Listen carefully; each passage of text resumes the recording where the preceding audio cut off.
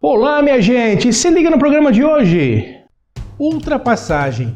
Por que ela é considerada uma das manobras mais perigosas no trânsito? Por que os órgãos de trânsito ainda não fiscalizam pedestres e ciclistas? Os piores acidentes de trânsito ocorridos no Brasil. Só aqui, no Guia de Sobrevivência no Trânsito.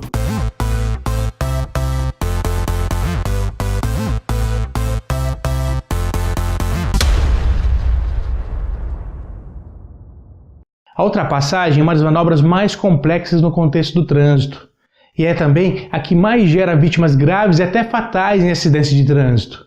Saiba como efetuar uma ultrapassagem de forma segura e não coloque em risco a sua vida e a vida dos outros. A ultrapassagem, embora pareça simples, é uma das manobras mais complexas para o condutor de um veículo. Em fração de segundos, o condutor precisa processar uma imensa gama de informações. A velocidade desenvolvida, o espaço percorrido para realizar a manobra, a mudança de direção no momento em que o veículo invade a pista contrária, o tempo estimado para realizar a manobra e a mudança de faixa para retornar o veículo para a pista de origem. São algumas informações que devem ser consideradas uma manobra de ultrapassagem, e tudo isso de forma instantânea. A não execução correta dessas informações é a principal resposta para o grande número de colisões frontais em nossas estradas. E a colisão frontal é, sem dúvida, o tipo de acidente de trânsito mais violento que existe. É o que acarreta o maior número de vítimas graves e até fatais. Muito em virtude da soma das velocidades dos veículos envolvidos. Vamos dar um exemplo. Se o veículo A trafega a 80 km por hora, o veículo B, que trafega no sentido contrário, está a 90 km por hora, a velocidade final no momento do impacto será de 170 km por hora contra os ocupantes dos veículos. Mas como realizar uma manobra de ultrapassagem de forma segura?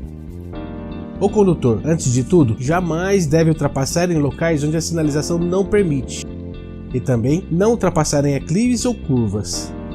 Antes de realizar uma ultrapassagem, o condutor deve considerar qual a velocidade do veículo a ser ultrapassado e qual velocidade ele deve imprimir para realizar a ultrapassagem. Sinalizar com antecedência a intenção de ultrapassar. Observar também se não há veículos vindo no sentido contrário, considerando o espaço que deverá ser percorrido para realizar a ultrapassagem. Considerar o tempo necessário para realizar a ultrapassagem, sendo que deve ser o mais breve possível, respeitando os limites da rodovia. E finalmente, executar com segurança as manobras de ida e volta à faixa de rolamento, manobrando de forma a não causar acidentes. Agora que conferimos como ultrapassar de forma segura, vamos ver o que o Código de Trânsito Brasileiro reserva aos motoristas que cometerem infrações referentes à ultrapassagem. Vamos nessa? O CTB reserva pesadas multas aos condutores que cometerem infrações ligadas à ultrapassagem.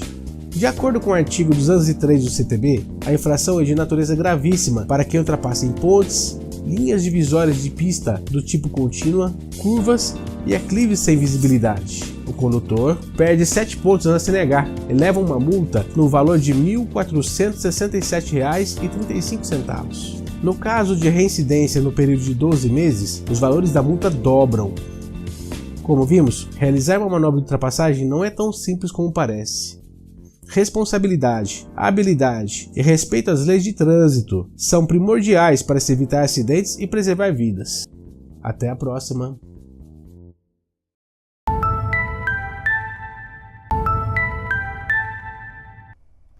O Código de Trânsito Brasileiro prevê infrações para pedestres e ciclistas. E como o nosso CTB é datado de 1997, por que até agora a lei não foi aplicada de fato pelos agentes de trânsito? A resposta é bastante simples. Embora o CONTRAN tenha afirmado que faltam campanhas educativas para ciclistas e pedestres, o fato é que falta regulamentação quanto à aplicabilidade da lei. Hoje, o sistema de aplicação de penalidade só considera dados do condutor, CNH, CPF e do veículo, chassi, Renavan, placa. Não existe habilitação para pedestres nem para ciclistas, e as bicicletas tampouco possuem placa. Enquanto não houver essa mudança no sistema que possa individualizar a infração de trânsito, é impossível a aplicação de multas. Mas você sabe quais as infrações previstas para pedestres e ciclistas? As infrações para pedestres estão descritas no artigo 254 do CTB. Entre as infrações, destacamos andar na pista de rolamento ou fora das faixas de pedestres, cruzar a pista em viadutos ou pontes, atravessar vias em cruzamentos, perturbação do fluxo de trânsito sem autorização e desobediência à sinalização específica. As infrações previstas custam 50% do valor da infração de natureza leve. Em relação aos ciclistas, destacamos o artigo 247, que descreve como infração de trânsito a não condução pelo bordo da pista, em fila única, em locais onde não houver acostamento. A infração é média. O artigo 255 do CTB prevê que o ciclista que conduzir bicicleta em passeios onde não seja permitida a circulação desta, ou ainda de forma agressiva, é infração de natureza média. Cabe ressaltar que, apesar de não ocorrer a fiscalização de fato, ciclistas e pedestres devem tomar atitudes que promovam o trânsito seguro. Caminhar ou pedalar com segurança e atenção são atitudes que preservam vidas e evitam acidentes.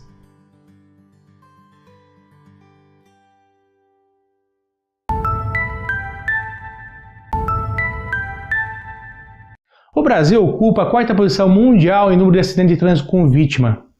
E esses números escondem histórias de vida que se perderam em violentos acidentes. Trazemos para vocês agora alguns exemplos de acidentes graves que ocorreram no Brasil e que servem de alerta para que não ocorram no futuro. O Brasil ocupa a 4ª posição mundial em número de acidentes de trânsito. Esta sinistra posição coloca nosso trânsito como um dos mais perigosos do mundo.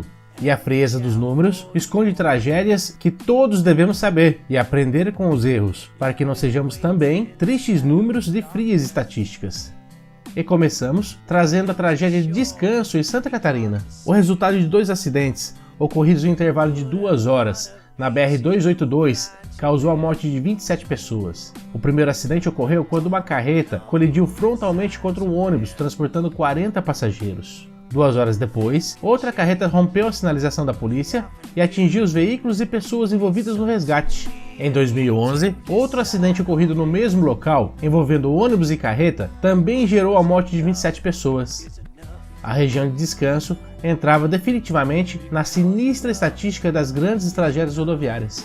No município de Milagres, interior da Bahia, uma colisão lateral entre um ônibus e uma carreta, ocorrida no quilômetro 583 da BR-116, deixou 36 mortos. O motorista da carreta perdeu o controle da direção, colidindo seu veículo contra a lateral do ônibus. Em 1991, um ônibus caiu de uma ponte, no quilômetro 48 da BR-384, matando 36 pessoas no município de Aracati, interior do Ceará. Em 1998, um acidente envolvendo 2 caminhões e 2 ônibus transportando romeiros na rodovia Anguera, município de Araras, interior de São Paulo, causou a morte de 58 pessoas, a maioria carbonizadas. Um laudo da polícia técnica na época apontou que todos os condutores envolvidos contribuíram para a gravidade do acidente. O maior acidente rodoviário em número de vítimas no estado de São Paulo ocorreu em Guapiaçu. A tragédia do Turvo aconteceu quando um ônibus com estudantes caiu no rio Turvo, matando 59 jovens de uma banda musical. O motorista, que dirigia em alta velocidade, perdeu o controle do ônibus que caiu no rio. Ele foi condenado a 2 anos de prisão. Além de jornalista, eu sou policial militar e trabalho no policiamento rodoviário do estado de São Paulo. E nesses 25 anos de carreira, o acidente que mais me marcou ocorreu na rodovia Dom Pedro I, quilômetro 7, na noite do dia 6 de junho de 2007, quando o engavetamento envolvendo 11 veículos, entre automóveis e caminhões, represou o trânsito na rodovia Dom Pedro I e gerou uma grande tragédia. A causa dessa tragédia foi a forte neblina misturada com a fumaça de uma carvoaria existente na região. A violência do acidente gerou 10 vítimas fatais, sendo 6 delas da mesma família. A neblina era tão densa que foi necessário subir na contramão pelo canteiro central para utilizar a luz alta da viatura a fim de alertar os demais veículos. Apenas valorizamos nossa vida quando somos confrontados com a morte. E no trânsito, a morte sempre está na espreita. Cabe a nós, motoristas, a responsabilidade de valorizar nossas vidas, as vidas daqueles que amamos e até daqueles que não conhecemos. Que esse episódio leve você a refletir sobre o valor da vida e a responsabilidade em dirigir com segurança. E lembre-se, no trânsito, a morte pode estar na próxima curva. Até mais.